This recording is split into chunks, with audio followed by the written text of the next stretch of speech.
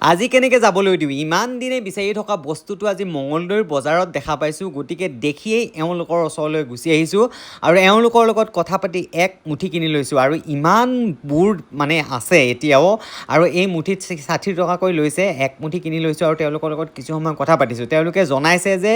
ৰবিবাৰেও তেওঁলোক ইয়ালৈ আহিব কাৰণ তেওঁলোকৰ তাত আৰু আছে হেনো গছত গতিকে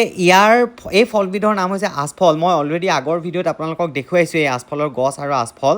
খুব ভাল লাগে খাই বহুত ভাল লাগে মিছেছেও খুব ভাল পায় আৰু তাই মানে সদায় কয় য'তেই দেখোঁ মানে কিনি আনিব লাগে সেইকাৰণে আজি কিনি আনি তাইক দিলোঁ আৰু খুব ভাল পাইছে ফূৰ্তিত দেখিছেনে